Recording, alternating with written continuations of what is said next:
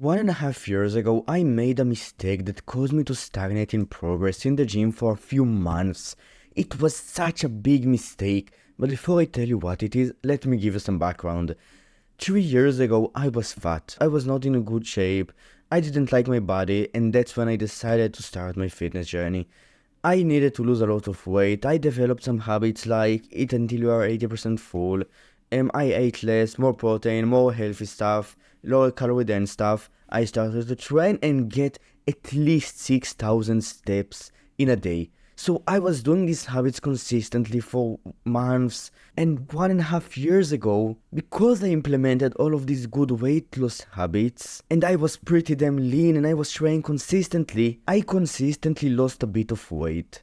Now, I didn't stop, I didn't know when to stop. I remember taking that posing video of myself and seeing myself and feeling fat, and now in retrospect, when I look back at these videos and photos, I see myself being shredded at the time. I was fucking shredded and I felt fat. I had body dysmorphia, but that's not the first mistake. The first mistake is not bulking. So if you are either very skinny or just skinny or even skinny fat, now I don't know your exact scenario. I don't know everything about you. I don't know how your body looks, but what I do know is that for most people who have been training for less than 3 to 4 years, bulking in order to gain muscle is a very smart idea, but not just any bulk. It is about lean bulking, because when you eat in a high surplus, according to science, there is an increase in body fat. And the mistake that I was making is that from 2 years ago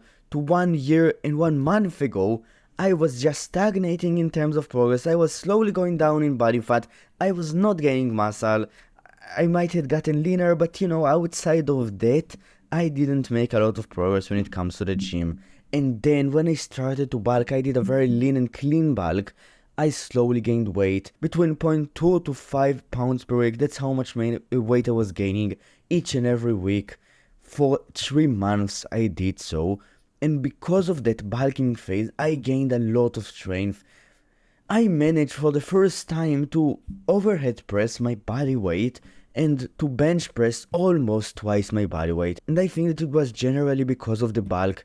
And that's the thing.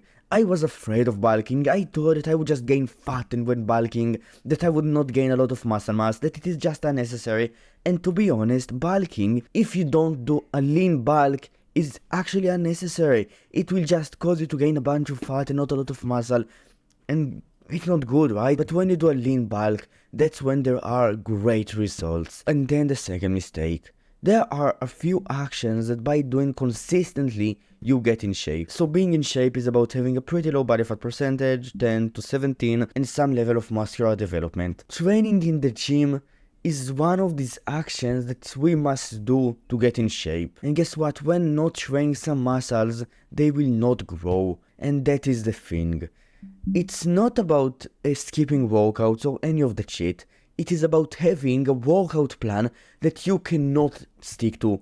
If you can stick to the training plan because of whatever reason, you are making a mistake that might be killing your gains. And if you don't train a muscle at all, you don't grow it at all. If you don't train a muscle with enough volume to optimize its growth, you don't optimize its growth, right? The second mistake is having a training plan that does not allow you to train all muscles that you want to grow to develop a proportional physique, and by extension, it will kill your gains. If you either cannot go to all of your workouts in your training plan, or it's just that you don't train some muscles in your training plan, then you are killing your gains. The gains in the muscles that you don't train, right? And that's the mistake. Now the third one. I will go over it really quickly because it is very simple. Protein is one of the building blocks of muscle. So not protein, but amino acids that are part of proteins. When you don't consume enough protein, what is enough protein? 1 gram per pound of body weight is found to be the optimal amount for optimizing muscle gain. When you don't eat around that amount, maybe a little bit less, a little bit more, you basically make sure that you gain a suboptimal amount of muscle mass. How suboptimal?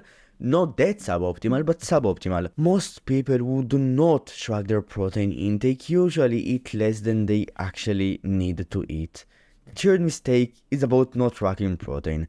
If you want to make sure that you will gain as much muscle as you can, that you will optimize your muscle gain, that you will get as jacked as you fucking can, then tracking your protein intake and making sure that you hit the right numbers each and every day is a smart idea.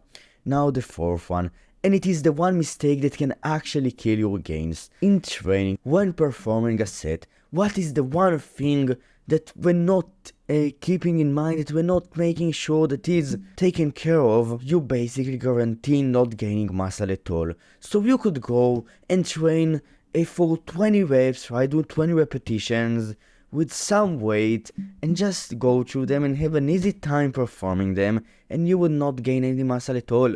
But on the other side, you could go and perform 4 reps and train really hard, and you would induce a lot of fatigue, a lot of hypertrophy. Fatigue is not a direct correlator with muscle gain, but hypertrophy is, and hypertrophy comes usually from proximity to failure, from intensity. Most people, when they try to train as intensely as they can, they are actually making a lot of progress, because we humans are pretty lazy by nature. Now, I won't sit here and talk about human nature because I don't want to bore you.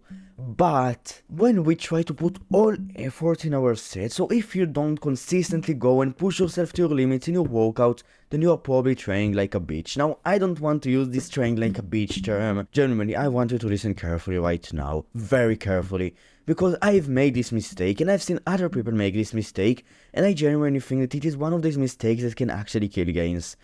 And it is not making sure that you hit the right intensity. Here is the thing, intensity is very important when training. It is the one thing that without taking care of, muscle gain cannot occur, or cannot occur to a good extent. And in some cases, I've made this mistake too. We think that we train really hard, that we get to failure, but then if we will try the set afterwards to push with our full capabilities, with all that we have through the set, through the reps, we would be able to achieve 2 or 3 or 4 more reps than we thought. And the mistake is not training hard enough. The way to realize whether you make this mistake and you are killing your gains or not is to just go and perform a set as hard as you can with all effort and try to get to complete muscular failure, and that's an RIR of 0. In most sets, you want, and I want, and we all want, so that's the way to maximize gains according to the literature, to get to an RIR of between 3 to 1, and in some cases 0, right? Just so we know what failure is. When we don't get to this range of 3 to 1, we gain a suboptimal amount of muscle mass, and in some cases, if we go below an RIR of 5, I don't like to bore you out with the science, but an RIR of 5 is essentially 5 reps in reserve. It is very low intensity. We just don't build almost any muscle at all. Right, hypertrophy goes to shit. And then there is the fifth mistake. To build muscle, we need to do basically 2 things. We need to target a muscle, and we need to train hard. And just by training hard and targeting the muscle with an exercise that targets it, we will get stronger throughout the week. The progressive overload principle will apply, and if we take the sleep box off and the diet box off, we will get jacked. Right, very simplified version of how to get in shape, I know, but hear me out here. When the other component of training outside of intensity, technique, is not taken care of, there are 2 scenarios that can happen. The first one is that the muscle will not be targeted to the greatest degree, and there will be suboptimal hypertrophy outcomes. That's one outcome. But the second one, the one that can actually kill your gains, is an injury. When not training with a good technique, when just doing touch and go reps, when bench pressing, accidentally delivering a lot of the tension to the shoulders with compound exercises, that when performing you lift a lot of weight, you can actually get injured. And when an injury occurs, guess what you can't do? So you know, right? It's obvious. You can train, you cannot go to the gym. You get in a way worse shape. Just not by not training, you lose a lot of gains. So I've just said the most extreme case, right? There is no more extreme case than getting so injured that you cannot train at all, right? In most cases, you will be able to train some muscles, the other muscle, but one muscle that you will tear, that you will get injured, you will not be able to train. That's the realistic scenario. If you will take care of your technique, you might not get to the scenario in which you can train it all. So just find out online what is the good technique for this exercise. Don't ego lift. Don't go and put as much weight as you can on the bars and just do touch and go reps so you get as strong as possible in exercise like bench press. Go, take care of your technique, have a decently slow eccentric, 1 to 2 seconds, just control it. Make sure that you can lift the weight and you are not ego lifting and you don't use other muscles just for momentum, and you are golden. And that's essentially what are the 5 mistakes that might be killing your gains. And that's essentially it. If you enjoyed this video, you can subscribe, and I will see you tomorrow. Bye.